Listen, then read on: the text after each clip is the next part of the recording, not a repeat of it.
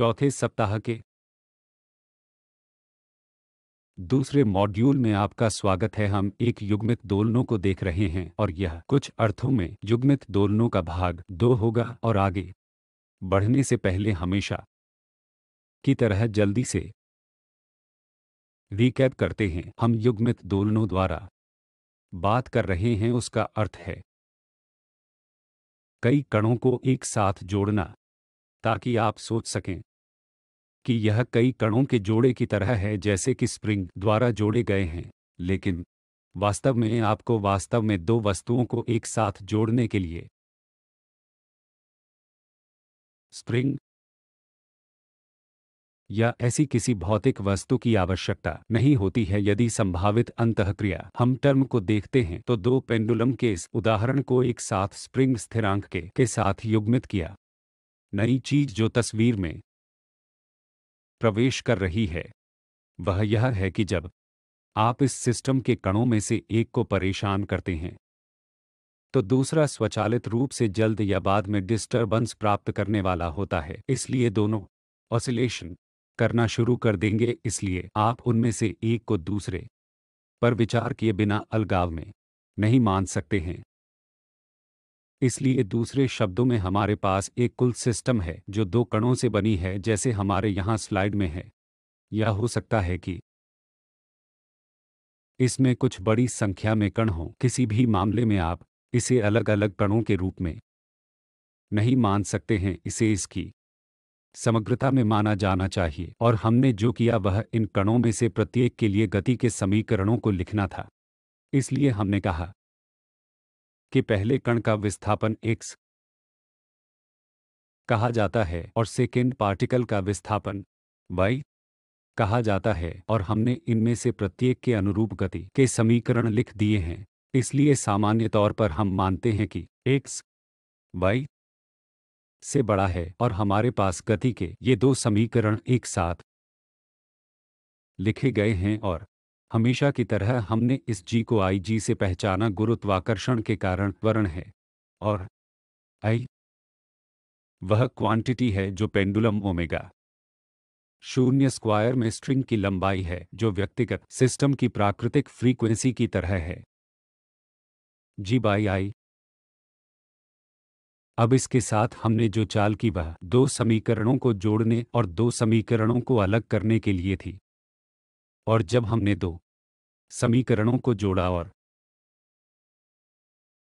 दो समीकरणों को अलग किया तो हम समीकरणों के एक नए सेट पर गए। और ऐसा करने में सक्षम होने के लिए हमने जो कुछ किया वह यह था कि हम इस समन्वय सिस्टम को कहें, जो एक अल्पविराम द्वारा एक निर्देशांक में वर्णित है।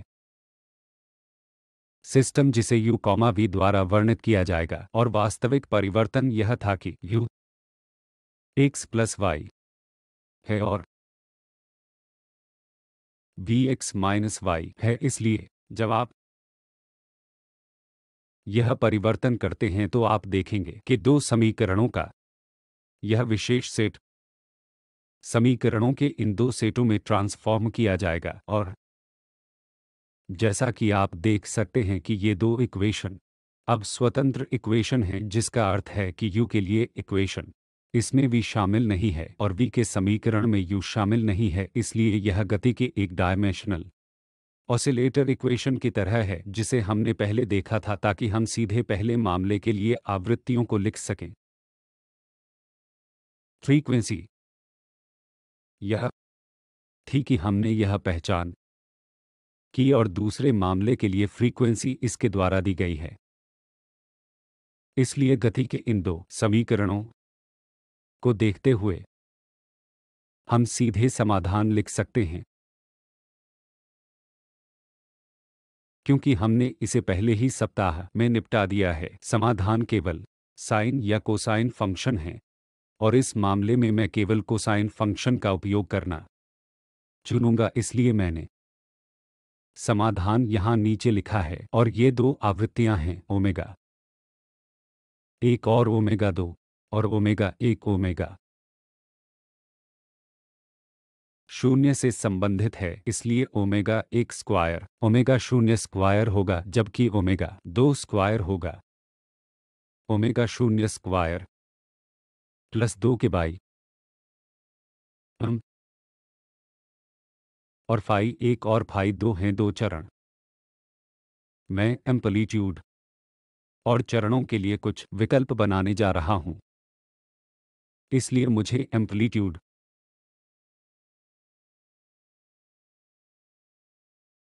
को शून्य और वी शून्य को केवल 2 गुना के बराबर लेने दें, इसलिए मैं सिर्फ एम्पलीट्यूड को समान बनाना चाहता हूं, तो यह विश्लेषण आसान बनाता है और फिर से उसी कारण से मैं फाई 1 और फाई 2 को शून्य के बराबर मानूंगा, जिस स्थिति में ये समाधान आएंगे। आप टी का 2 गुना है कॉस ओमेगा 1 टी और टी का वी 2 गुना है क्योंकि ओमेगा 2 में टी। इसलिए यदि आपको याद हो तो हमने कहा था कि u बराबर x प्लस वाई है और y बराबर x माइनस वाई है, और इससे मैं x के लिए एक एक्सप्रेशन लिख सकता हूं और y x आधा गुणा u जमा v के बराबर होगा और y बराबर होगा आधा गुणा u माइनस वाई। तो मुझे इस एक्सप्रेशन में x और y के लिए इन दो एक्सप्रेशन को सब्स्टिट्यूट करने दें, जिस स्थिति में मुझे निम्नलिखित मिलेंगे। मेरे पास समय के कार्य के रूप में x और y के लिए ये दो अभिव्यक्तियां हैं और इसलिए दो को रद्द किया जा सकता है, इसलिए x बस 1 के बराबर होगा क्योंकि omega 1 T plus cos omega 2 T है। इसलिए यदि मैं टी के x को सरल करता हूं तो यह केवल cos omega 1 T plus cos omega 2 T के बराबर होगा और इसी तरह मुझे y के लिए एक और एक्सप्रेशन मिलेगा जो कि cos omega 1 T minus cos omega 2 T होगा। अब हम cos A plus B and cos minus B formula का उपयोग कर सकते हैं और उस फॉर्मूले के उपयोग के आधार पर देखते हैं कि ट्रिग्नोमेट्रिक आइडेंटिटी के cos A plus cos B formula का उपयोग करके हम किस तरह की गतिशीलता की व्याख्या कर सकते हैं। मुझे निम्नलिखित संबंध मिलेगा और मैं टी के वाई के लिए समान एक्सप्रेशन लिख सकता हूं जो मुझे निम्नलिखित परिणाम देगा। इसलिए अब हमारे पास एक्सप्रेशन है। यदि आपको याद है कि x और y केवल पहले और दूसरे पेंडुलम के विस्थापन हैं, तो अंत में मैंने उन पेंडुलम में से प्रत्येक के विस्थापन के लिए एक्सप्रेशन प्राप्त करने का प्रबंधन किया है। यह तथा यह हमें उन दोनों को एक साथ प्लॉट करना चाहिए और देखना चाहिए कि इससे क्या पता चलता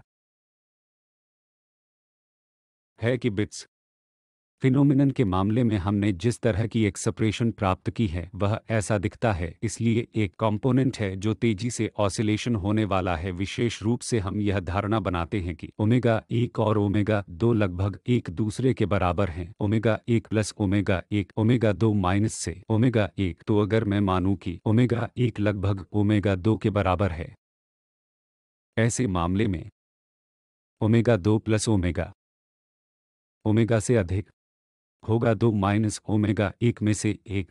तो इसमें इस धारणा के साथ हमें वह मिलेगा जो बीट्स की तरह दिखेगा।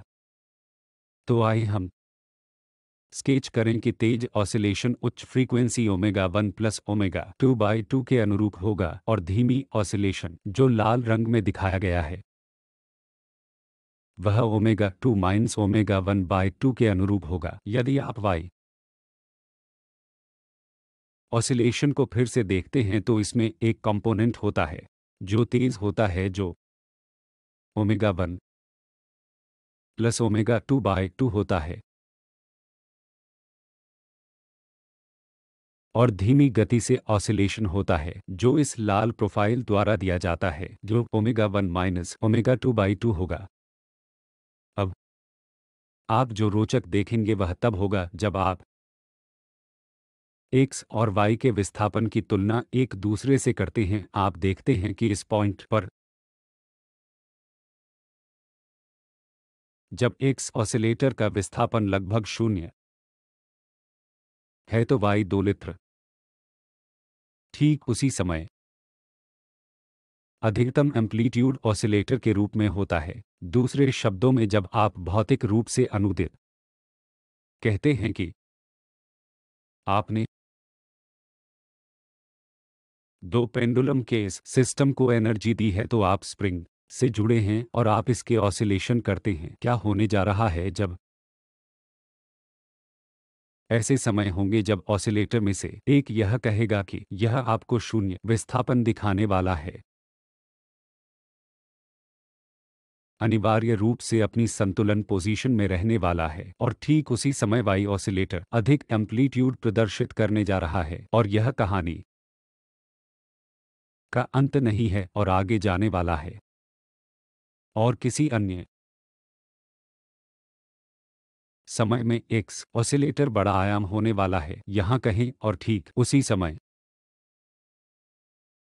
वाई ऑसिलेटर में 0 एम्पलीट्यूड या 0 विस्थापन होने वाला है। अतः चित्र की कुल योग्यता इस प्रकार है। इसलिए दोनों ऑसिलेशन तथा कुछ पॉइंट पर स्थापित किए गए हैं जब एक्स ऑसिलेटर का विस्थापन 0 होता है, वाई ऑसिलेटर का अधिकतम विस्थापन होता है, तथा इसके विपरीत जब एक्स ऑसिलेटर्स का अधिकतम विस्थापन है तो वाई ऑसिलेटर का विस्थापन 0 होता है। अब आप कल्पना कर सकते हैं कि विस्थापन 0 है। पार्टिकल का अर्थ क्या है? सभी पर ऑसिलेशन नहीं कर रहा है, और उस स्थिति में आप यह भी सत्यापित कर सकते हैं कि वेलोसिटी 0 होगा। तो इसका अर्थ है कि पार्टिकल की गतिज एनर्जी उस पॉइंट पर भी 0 है, इसलिए यह नीला बिंदु की एनर्जी है। इस स्थिति में ऑसिलेटर्स में से एक एक्स ऑसिलेटर है लगभग 0 और वाई ऑसिलेटर में सभी एनर्जी है, तो शुरू में आप उन दोनों के लिए एनर्जी देखते हैं, लेकिन समय में एक पॉइंट तब आया है जब एक्स ऑसिलेटर की एनर्जी लगभग 0 होती है, परंतु वाई ऑसिलेटर में सभी ऊर्जा होती है। परंतु बाद में समय पर आप देखते हैं कि अगर आप यहाँ लाल पॉइंट और लाल पॉइंट यहाँ पर देखो, आप देखते हैं कि अब सभी एनर्जी एक्स ऑसिलेटर के साथ है और वाई ऑसिलेटर ऊर्जा नहीं है। अतः यह परिदृश्य बार बार अपने आप को दोहराने जा रहा है, इसलिए एनर्जी करने जा रही है एक ऑसिलेटर के बीच शटलिंग को दूसरे ऑसिलेशन के बीच तथा प्रथम ऑसिलेटर तथा के बीच रख दिया जाए, और अंत में हमने इन दो प्रणालियों के लिए रूपांतरित निर्देशांक सिस्टम के रूप में समीकरणों को लिखा, जो कि इन दो समीकरण है वे ठीक उसी प्रकार के हैं जैसे कि एक डायमेंशनल ऑसिलेटर समीकरणों के बारे में हमने बहुत पहले देखा था। और यही स्थिति हम तर्क देते हैं कि चूंकि एनर्जी क्षय करने की कोई मैकेनिज्म नहीं है, एनर्जी का क्षय नहीं होता है, एनर्जी गति का स्थिर रहता है, इसलिए यहाँ वही कहानी लागू होती है कि कुल एनर्जी अब भी स्थिर है, परंतु यह के बीच गतिमान रहता है प्रथम ऑसिलेटर तथा द्वितीय ऑसिलेटर में, तथा इसी प्रकार पहले समीकरणों के प्रथम समुच्चय में पर इस प्रकार चलता है, जहां हम इन युग्मित ऑसिलेटर्स को एक्स के पदों एक्स वाई निर्देशांक सिस्टम और अन्य एक में व्यक्त करते हैं। हम सिर्फ ट्रांसफॉर्म निर्देशांक सिस्टम u और v के संदर्भ में उपयोग करें, इसलिए यदि आप इसे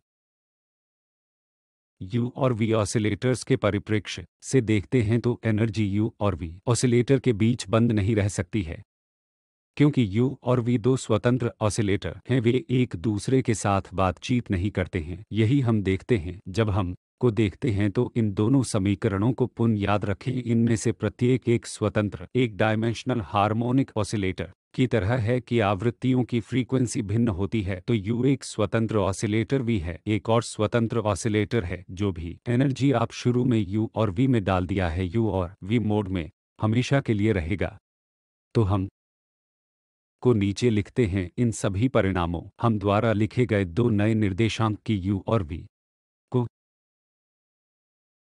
सामान्य निर्देशांक या सामान्य मोड कहा जाएगा। और जैसा कि हमने पहले ही इन नए निर्देशांकों को देखा था, u और v पुराने निर्देशांक x और y से संबंधित हैं। अंतर यह है कि x और y समन्वय सिस्टम में दो ऑसिलेटर युग्मित होते हैं, लेकिन u और v में वे अनकपल्ड होते हैं। अब हमें की आवश्यकता है इसका स्थानिक निर्देशांक प्रणाली उस के लिए एक नाम देगा, अतः u और v को एक साथ सामान्य निर्देशांक अथवा t के t तथा v के u को सामान्य विधा कहते हैं, अथवा t के u तथा t के v द्वारा दिए गए ऑसिलेशन का पैटर्न सामान्य विधा होगी। और इसी तरह हमने देखा कि वे दो आवृत्तियों थे, एक u मोड और दूसरा v मोड के साथ संबद्ध है।